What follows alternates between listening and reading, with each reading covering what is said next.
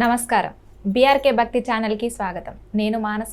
ఈరోజు మనతో పాటు ఉన్నారు ప్రముఖ ఆధ్యాత్మికవేత్త, జ్యోతిష పండితులు బ్రహ్మశ్రీ దేవులపల్లి బాలచందర్ శర్మ గురువుగారు ఉన్నారు. గురువుగారిని అడిగి విశ్వవసునామ సంవత్సరంలో 12 రాశుల వారికి ఎలా ఉండబోతుంది, వాళ్ళు ఎలాంటి పరిహారాలు చేసుకోవాలో గురువుగారిని అడిగి తెలుసుకుందాం.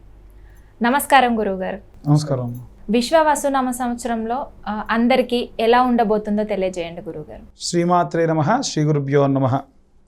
విశ్వవసునామ సంవత్సరంలో మనం 12 రాసుల వారికే కాకుండా అన్ని వర్గాల వారికి సంబంధించి ముఖ్యంగా మన అందరి యొక్క వాడుక భాషలో చెప్పాలంటే మనందరికీ ఎలా అయితే పంచాంగం వర్తిస్తుందో దేశ కాలమానానికి కూడా మనకి పంచాంగము అనేది ఉంటుంది. పంచాంగము అంటే తిథి, వార, నక్షత్ర, యోగ, కరణం. కాబట్టి ఒక్కొక్క ప్రాంతానికి ఒక్కొక్క విధమైనటువంటి వాతావరణం ఉంటుంది.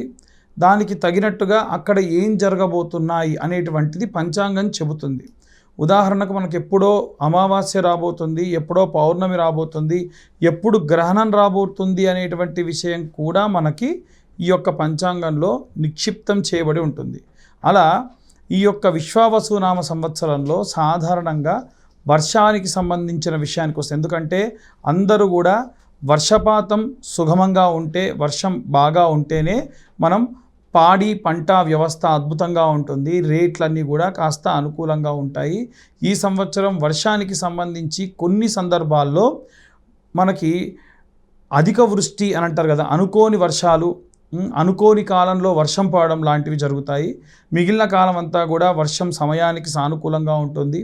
ఈసారి ఎండలు కాస్త అధికంగా ఉండే అవకాశం ఉంది. అలాగే పంటలకు సంబంధించిన విషయంలో చాలామంది అత్యాశకు వెళ్తే మన పంట ఎప్పుడు కోతలు కోయాలో అప్పుడు కోసేసి దిగుమతి చేసుకోవడం వల్ల నష్టం రాదు.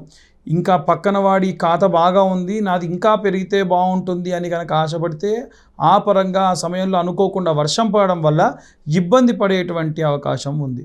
గురువుగారు, విశ్వవసునామ సంవత్సరంలో కన్యా రాశి వారికి ఎలా ఉండబోతుంది, వాళ్ళు చేసుకోవాల్సిన పరిహారం గురించి కూడా తెలియజేయండి.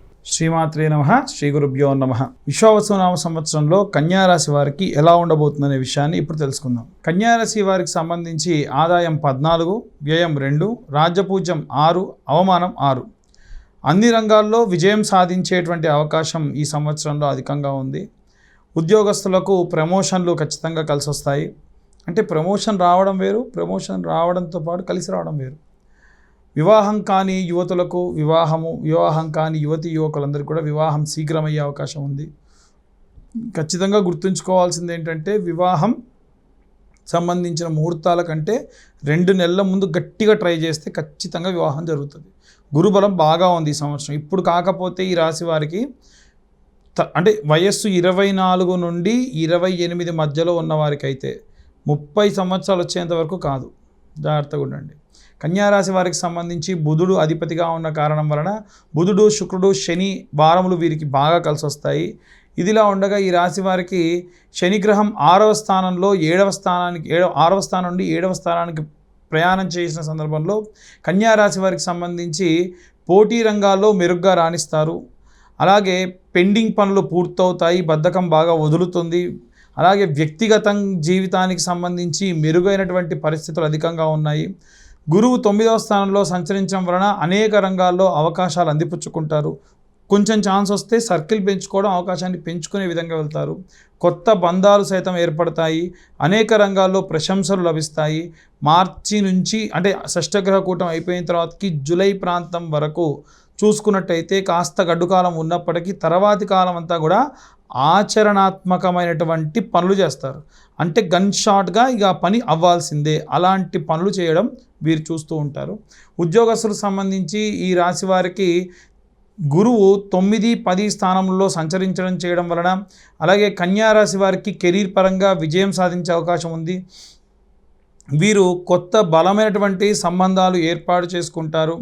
వీరు చేసే పనులన్నింటిలో కూడా విజయం సాధిస్తారు. మే తరువాతి కాలంలో ప్రమోషన్లు ఖచ్చితంగా పొందే అవకాశం ఉంది. ఈ కాలంలో వీరు కొత్త పెట్టుబడులు పెట్టడం లాంటివి కూడా చేసేటువంటి అవకాశం ఉంది. ఎవరైనా తెలిసిన వారు నూతనంగా వ్యాపారం ప్రారంభించినా వాటిని చేసేటువంటి అవకాశం ఉంది.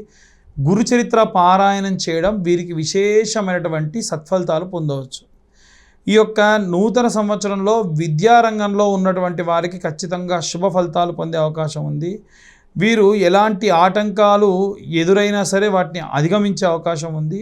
గురు ప్రభావంతో సంవత్సర ప్రారంభం నుండి చూసుకున్నట్టయితే మే తర్వాతి కాలం వరకు కూడా మార్గం సుగమం అవుతుంది. ఆ తర్వాతకి విద్యార్థులు కష్టానికి తగిన ఫలితం సాధిస్తారు. ఈ కాలంలో ఉన్నత విద్య అభ్యసించడం, విద్యార్థులకు పరిస్థితులకు సంబంధించి మెరుగైనటువంటి పరిస్థితులు మనం ఎక్కువగా చూసేటువంటి అవకాశం ఉంది. ఆ తర్వాతకి కుల వృత్తులు, చేతి వృత్తులు చేసేటువంటి వారికి సంబంధించిన విషయానికి వస్తే ఈ నూతన సంవత్సరంలో చాలా బిజీగా ఉంటారు. అలాగే ఈ బిజీగా ఉన్న కారణం వల్ల కుటుంబ సభ్యులతో ఏవైనా ఇబ్బంది కలిగే అవకాశం కూడా ఉంది.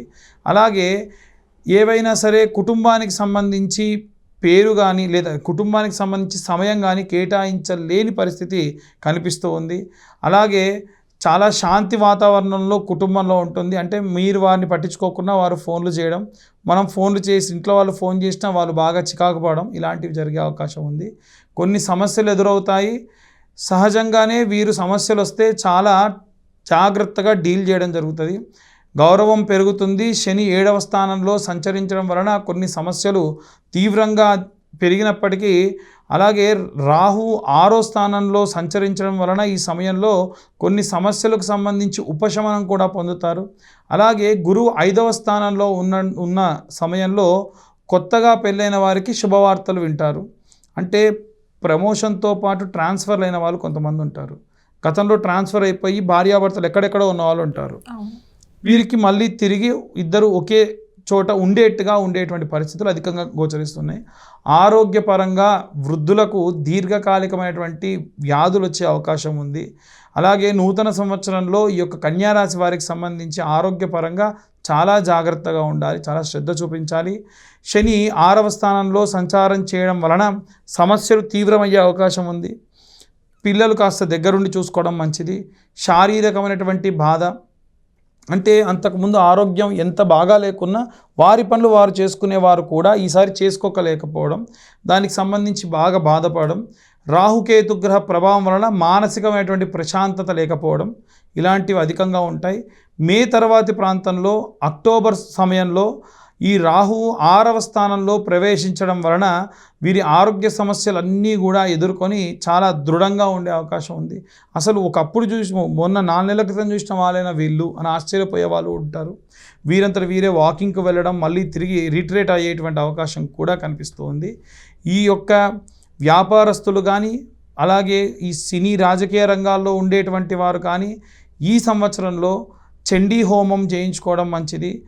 ఇంట్లో ఉన్న గృహిణులైతే అభిరామి స్తోత్రం అని ఉంటుంది, అది ఎంత చదివితే అంత మంచిది. ఇక ఇవన్నీ కూడా గోచారరీత్యా చెప్పేటువంటి విషయములు మాత్రమే. పూర్తిగా జాతకం విశ్లేషణగా కావాలి అని అంటే కింద ఉన్న నెంబర్కి మీ పేరు, date of birth, time, place పంపిస్తే డీటెయిల్డ్గా జాతకం వారి గురించి తెలుసుకోవచ్చు. చాలామంది ఏంటంటే నా పేరుతో జాతకం చెప్పండి అంటారు. అవును, ఒక పేరు ఉన్న వాళ్ళందరూ ఒకేలా ఉండరు కదమ్మా.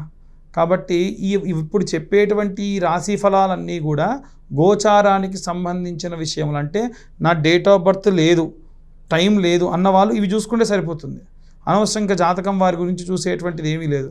అలా జాతకానికి సంబంధించినటువంటి విషయాలు పూర్తిగా కావాలంటే ఇవన్నీ ఉంటే ఈ 2025 సంవత్సరంలో కేవలం 2025 రూపాయలు ఛార్జ్ చేయడం జరుగుతుంది. వారికి పూర్తి విశ్లేషణతో జాతకం వారికి 1.5 అవర్ మాట్లాడడం కూడా జరుగుతుంది.